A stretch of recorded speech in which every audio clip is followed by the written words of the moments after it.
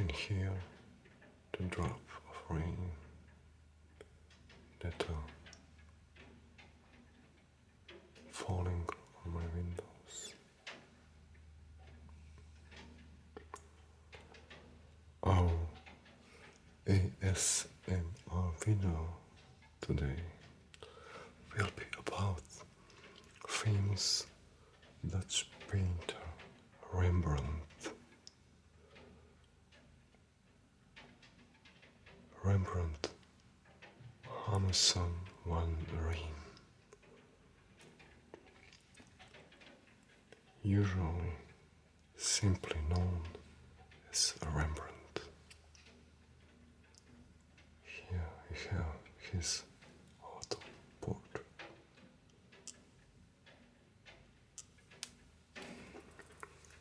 Let us write his name.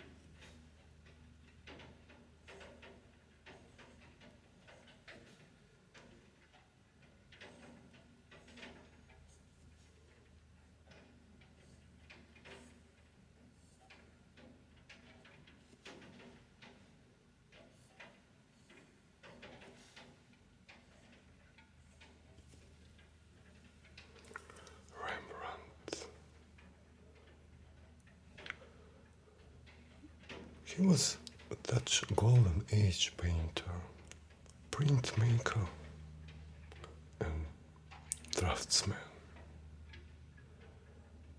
and is generally considered one of the greatest visual artists in the history of art, and the most important in Dutch art history.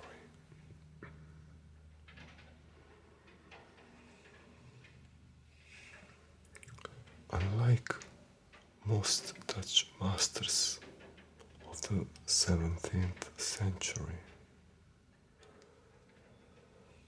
Rembrandt's works depict a wide range of style and subject matter, from portraits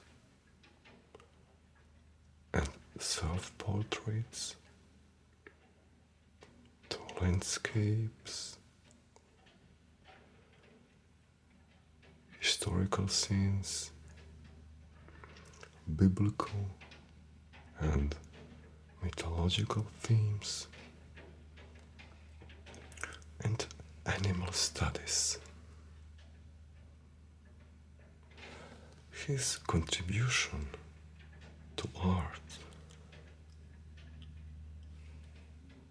came in a period of great wealth and cultural achievement that historians call the Dutch Golden Age. Like many artists of the Dutch Golden Age,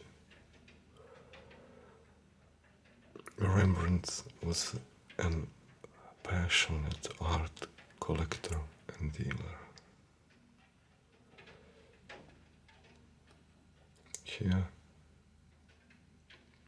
is the painting and picture of Jan Vermeer, who was also art collector and dealer and famous painter.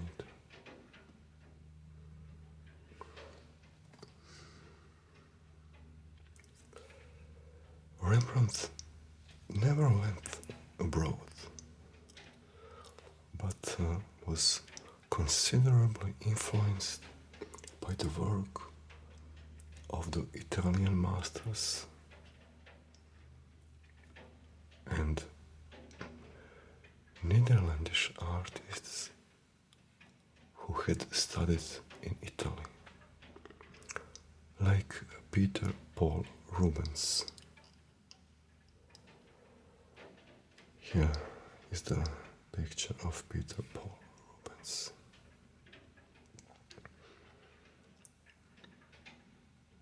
After Rembrandt achieved youthful success as a portrait painter, his later years were marked by personal tragedy and financial hardships.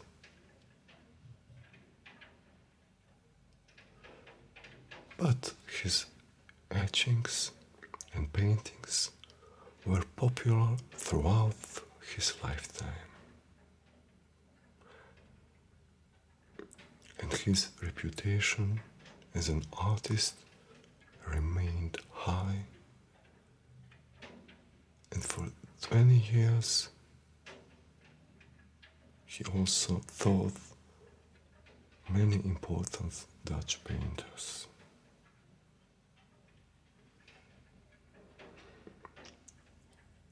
Rembrandt's portraits of his contemporaries, self-portraits, and illustrations of scenes from the Bible are regarded as his greatest creative triumphs.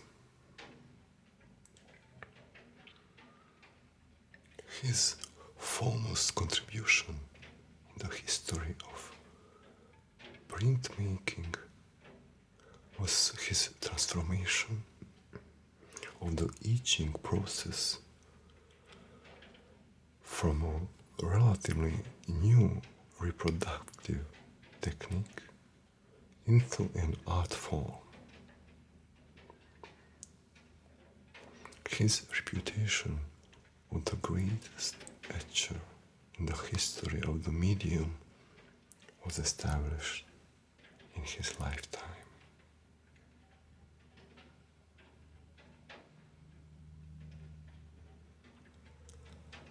Only few of his paintings left the Dutch Republic while he lived, but his prints were circulated throughout Europe,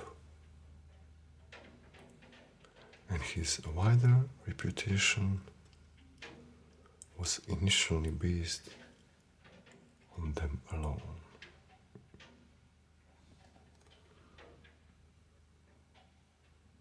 Here we have Rembrandt's largest and most striking etched landscape, the Three Trees from 1643. Let us write the name of this etching.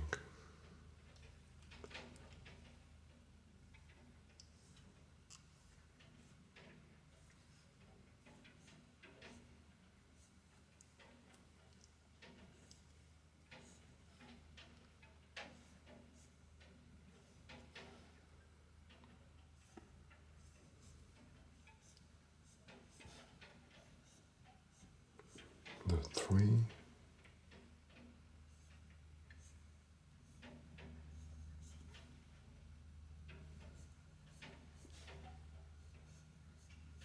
trees.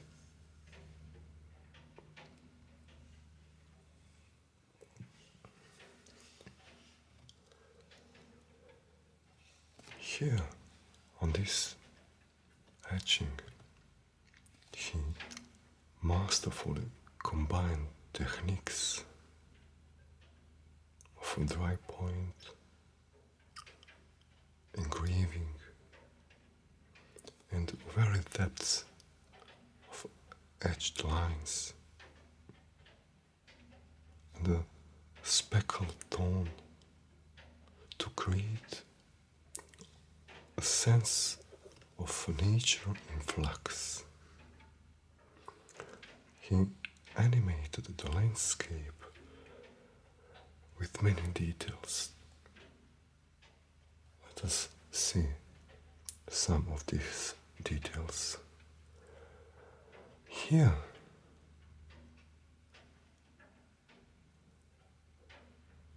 far right on the etching, here we have an artist sketching on the hill. Let us enlarge this even more. See? Artist sketching on the hill.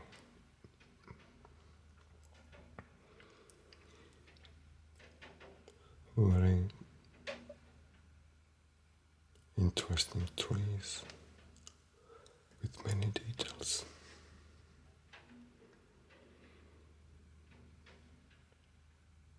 And behind this tree we can see a wagon with 6 persons, the horse,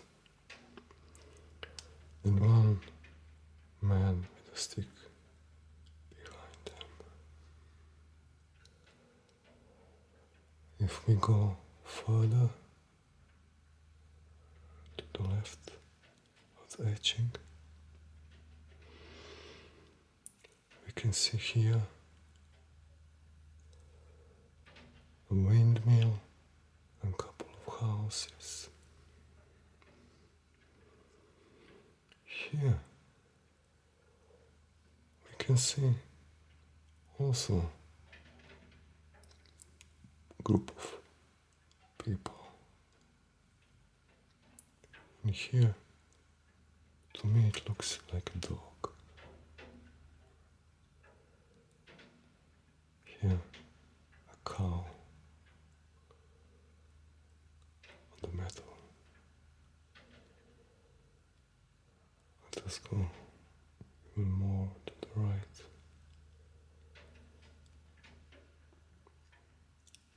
Here we have also 2 cows. One is lying, the other is standing. And a person, a stick. In the back we have houses, windmill,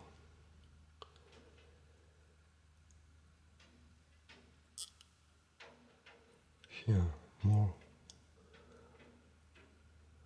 animals, cows, I presume. And here 2 fishermen and the net, fishing net.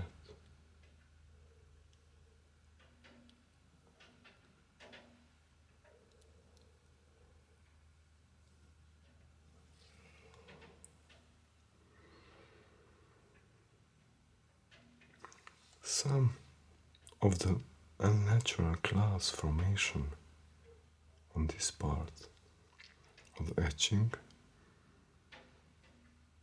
indicate that Rembrandt may have etched the 3 trees on a plate that contained an abandoned sketch for the death of the Virgin, a composition he continued on a larger plate in 1639, so 4 years before the 3 trees. Here is the death of the Virgin, and we are speaking about this part here. And that is looking like this part here.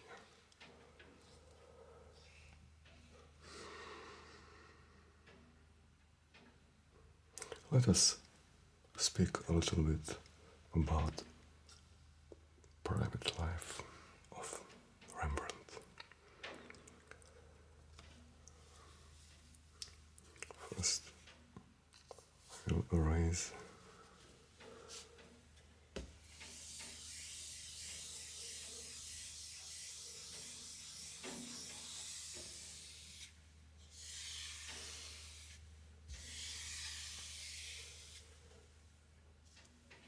the name of the etching,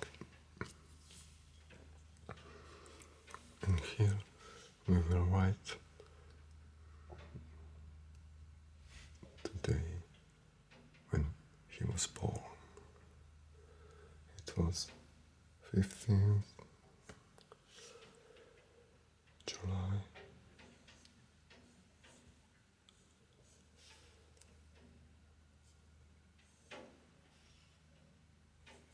1606 in the city of Leiden.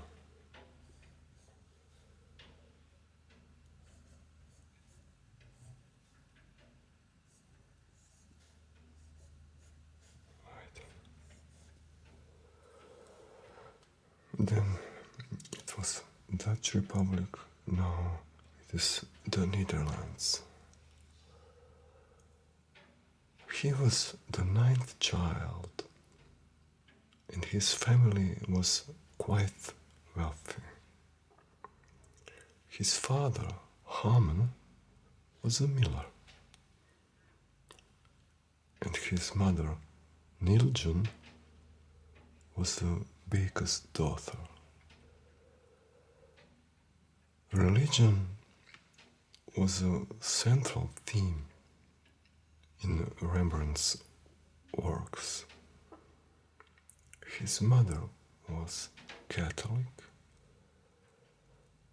and his father belonged to the Dutch Reformed Church.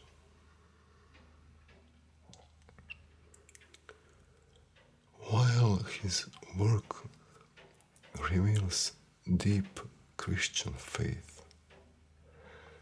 there is no evidence that Rembrandt formally belonged to any church. Although he had 5 of his children christened in Dutch Reformed churches in Amsterdam.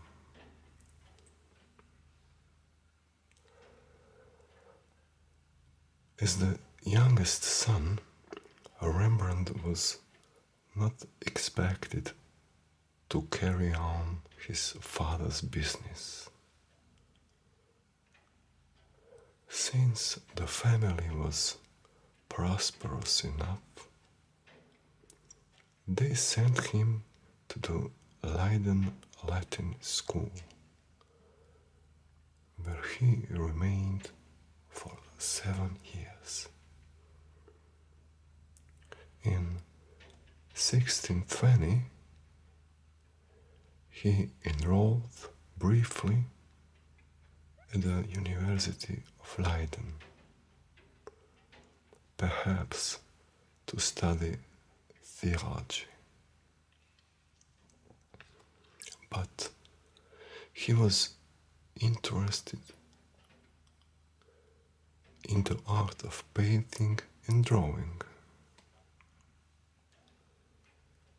and he left the university to study the fundamentals of painting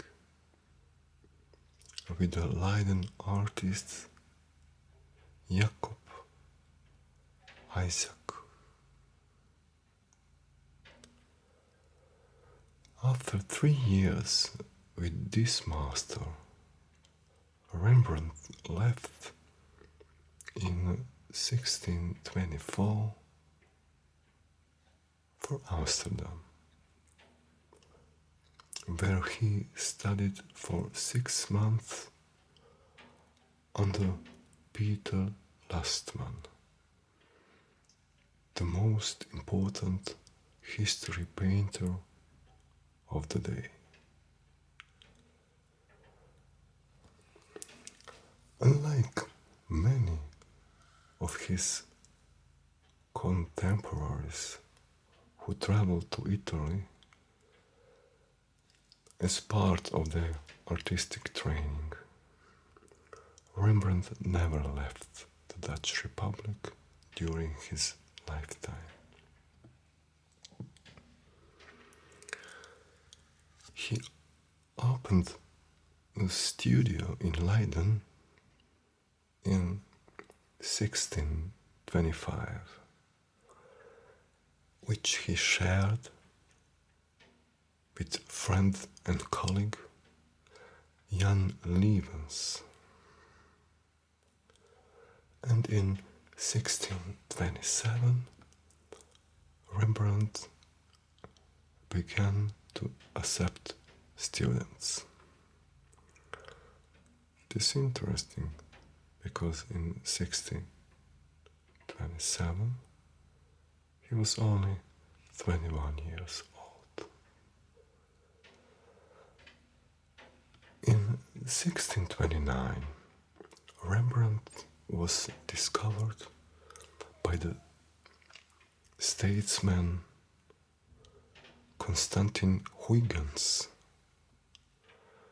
who procured for Rembrandt important commissions from the courts of The Hague.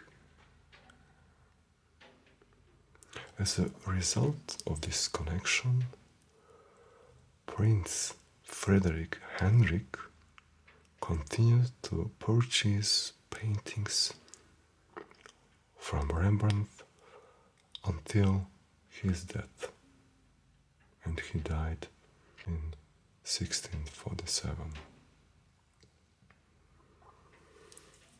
Let us write this important name for Rembrandt.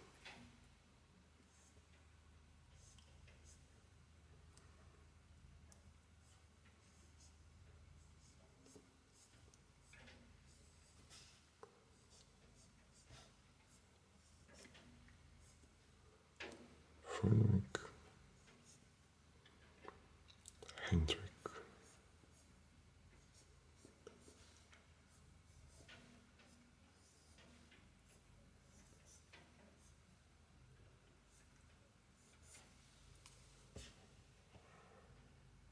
And he was a prince, as I said.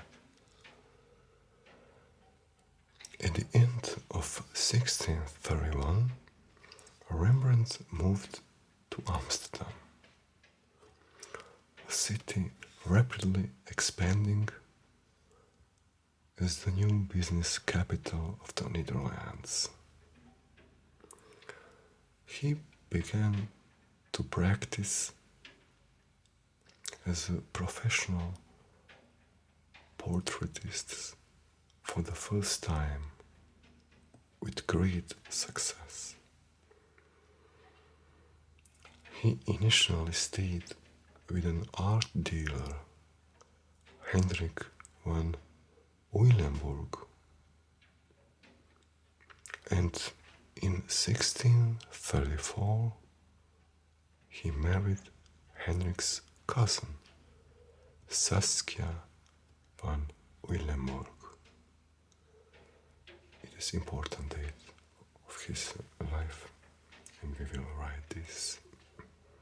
The year was 1634, and he married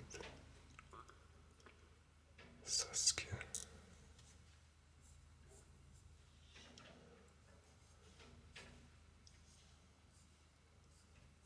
Saskia von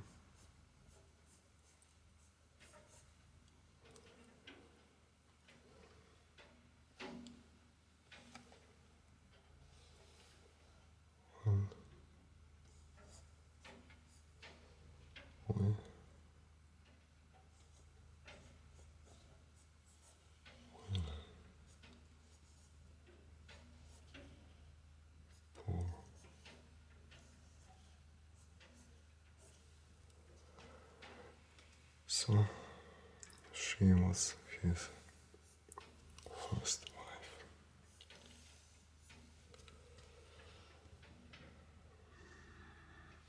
Here we have a picture of Saskia van Willenburg. Saskia came from a good family. Her father had been a lawyer and mayor of Leeuwarden. Rembrandt and Saskia were married in a local church of Saint Anna Parochie without the presence of Rembrandt's relatives. In the same year, in 1634, Rembrandt became a burgess of Amsterdam and a member of the local guild of painters, which was very important at that time. Next year, Rembrandt and Saskia moved into their own house with a view on the Amstel River. A couple of years later, they moved to a prominent newly built house, which we have here. It is a new picture of this house, and now it is the Rembrandt House Museum. The mortgage to finance the 13,000 guilder purchase would be a primary cause for later financial difficulties. Rembrandt should easily have been able to pay the house because he has a large income. But it appears his spending always kept pace with his income. And he also have made some unsuccessful investments. Although they were wealthy, Rembrandt and Saskia suffered several personal tragedies. Their son, Rumbartus, died 2 months after his birth in 1635, and their daughter Cornelia died at just 3 weeks of age in 1638. In 1640, they had a second daughter, also named Cornelia, who also died after living barely over a month. Only their fourth child, Titus, who was born in 1641, survived into adulthood. Here it is a picture of Titus. But Saskia died a year after Titus's birth, probably from tuberculosis. Rembrandt's drawings of her on her sick and dead bed are among his most moving works. Here we have one drawing of her.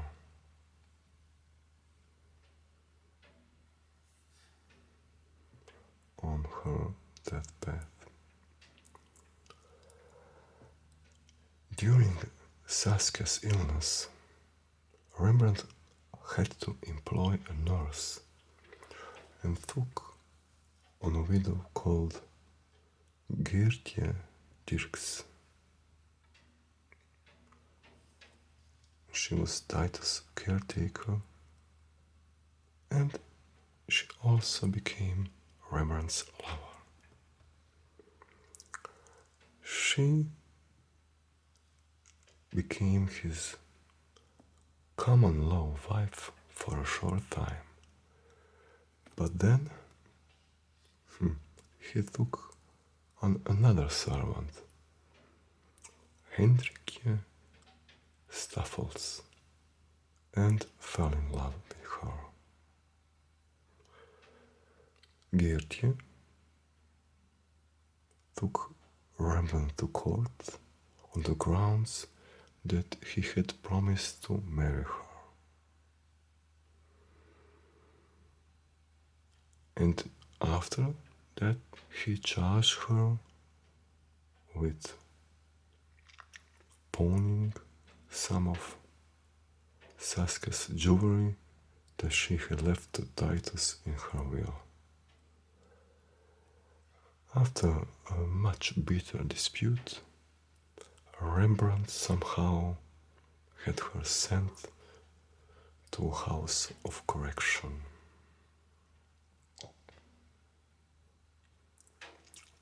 After that, she later charged Rembrandt with breach of promise to marry her and was awarded alimony of 200 guilders a year. We can see that Rembrandt had a quite interesting love life. As we said, Rembrandt began a relationship with a much younger Hendrikje. She was born in 1623.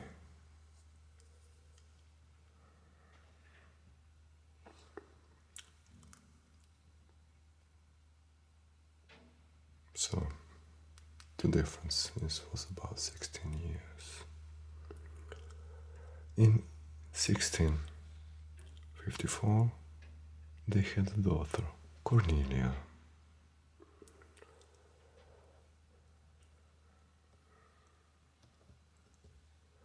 But that brings Hendrikje a summons from the Reformed Church to answer the charge that she had committed the acts of a whore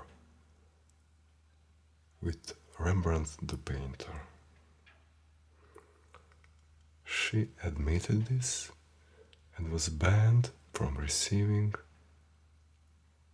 communion. Rembrandt was not summoned to appear for the church council because he was not a member of the Reformed Church.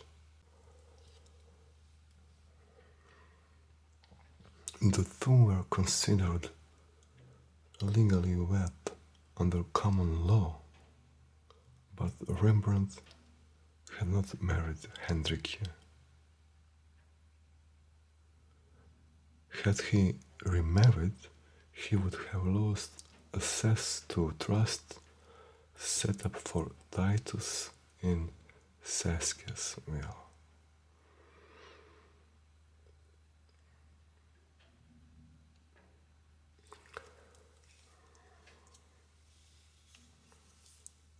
Let us raise this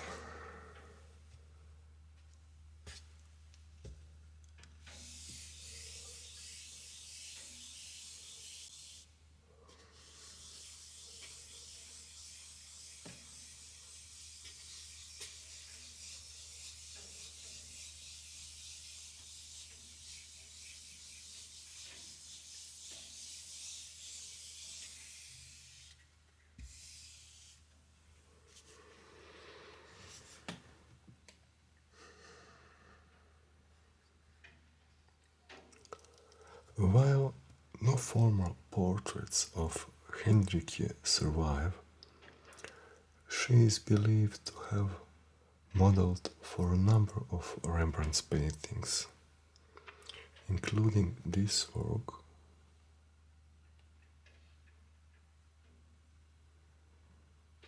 perhaps intended as an image of a courtesan.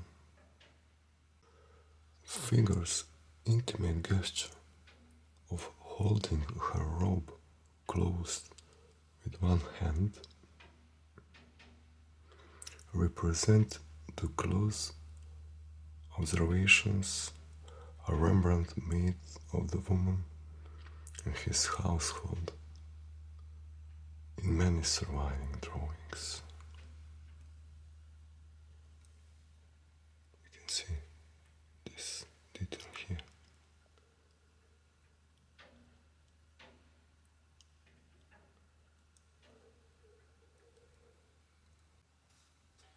Perhaps as a result of the public outrage over his domestic situation or his treatment of Geertje Dirks, Rembrandt lost favor with many of his patrons and became burdened by financial difficulties during these years. And also in the 1650s, Amsterdam was hit by a massive economic depression. Rembrandt had not even completed half the payments of his house, and his creditors began to chase him for money. In July 1656, he successfully applied for cessio bonorum, a respectable form of bankruptcy, which avoided imprisonment. But this also led to the auctioning of his estate, including his large art collection. The sale list survives and gives a good insight into Rembrandt's collections, which, apart from old master paintings and drawings, included busts of the Roman emperors, suits of Japanese armor, among many objects from Asia, and collections of natural history and minerals. But the price realized in the sales were disappointing.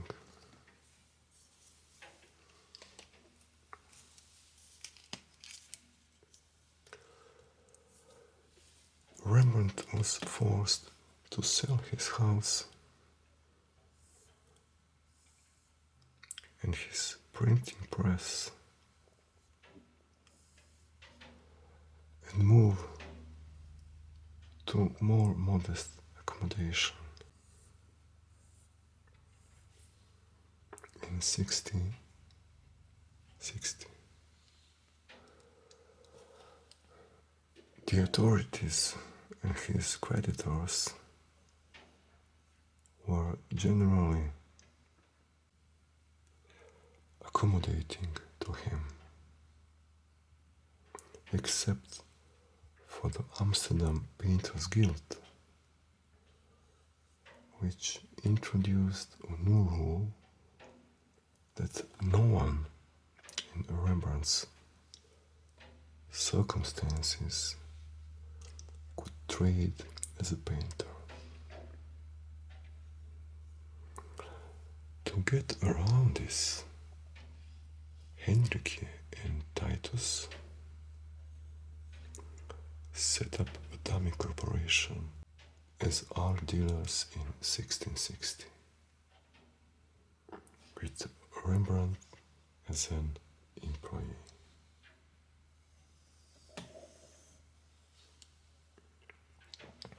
Although Rembrandt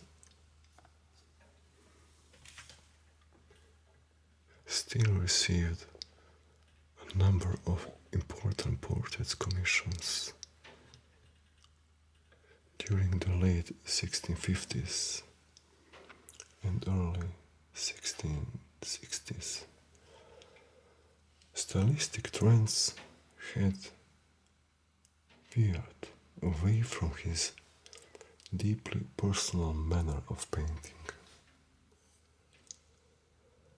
He became more and more isolated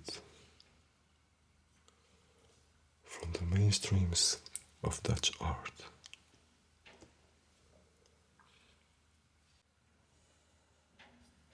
No students are documented as having worked with him during the later half of the 1650s, and only one student, Ert de Gelder, is known to have come to study with him in these years.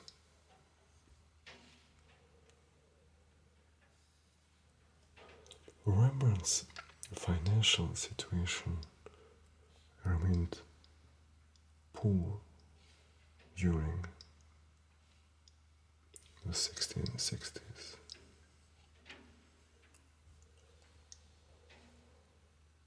He owed a substantial amount of money, in particular to the art dealer and collector Lodewijk van Ludik, a debt he hoped to repay with the money he would receive from his large painting.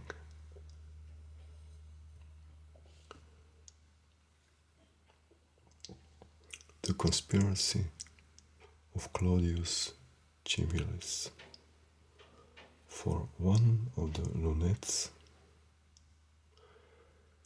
that is, arching apertures on a concave ceiling in the Amsterdam Town Hall.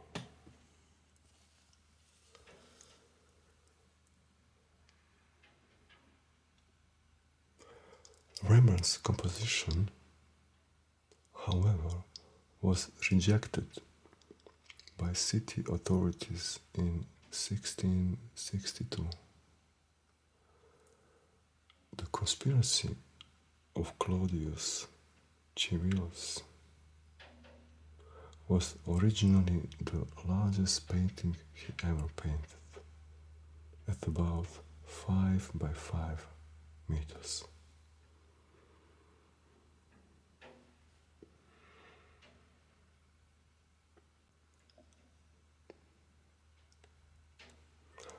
After the work had been in place briefly, it was returned to Rembrandt, who may have never been paid. Rembrandt drastically cut down the painting to a quarter of the original size to be sold. It is the last secular history painting he finished.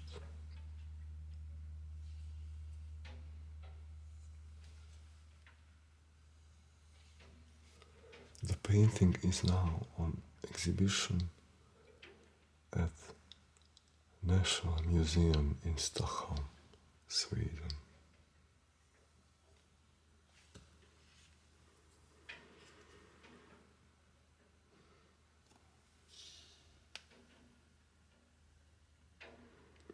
We can see here details of the painting.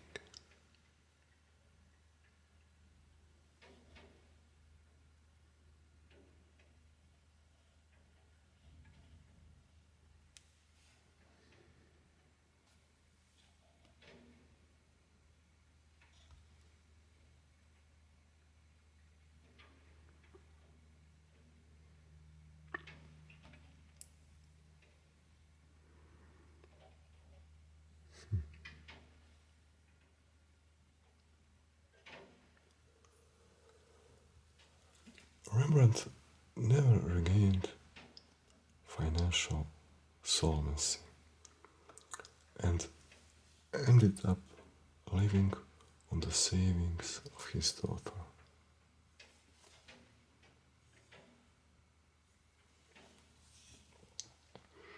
Although he remains famous as an artist, there seems to have been little to lighten the burdens of his life during his last years.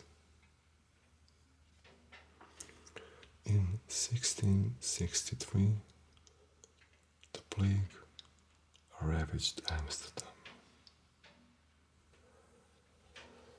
and took the life of Hendrik. Titus married 5 years later the daughter of an old family friend, but then 7 months later he also died.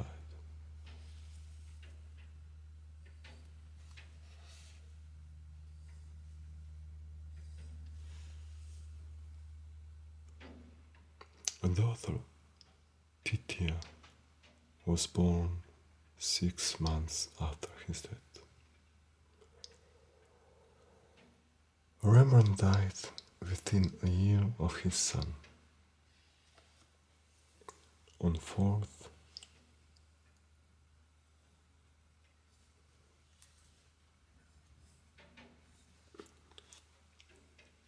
of October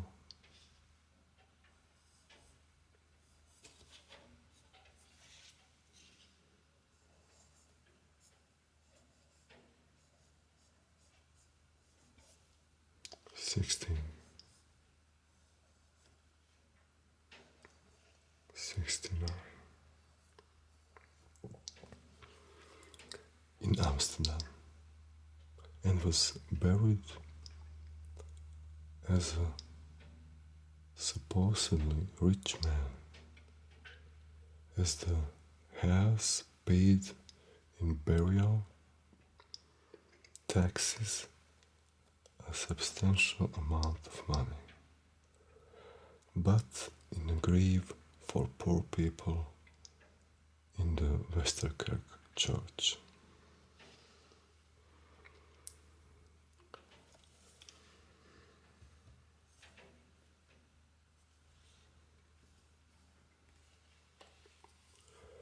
The location of his remains is unknown because he had no money for a tombstone.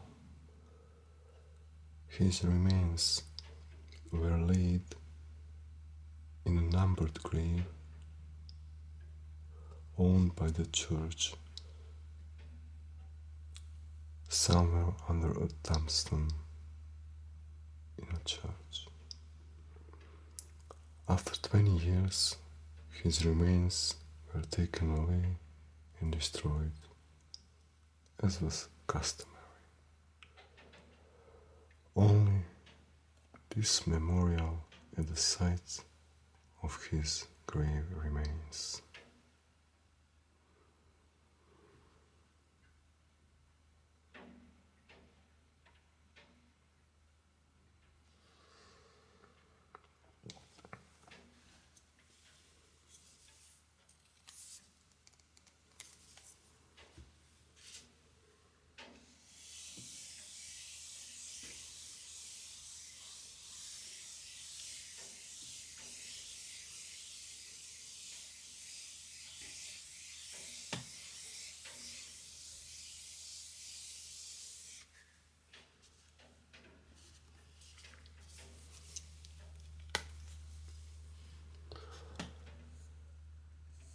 This will conclude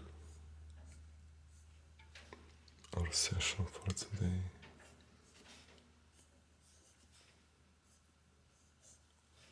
Thank you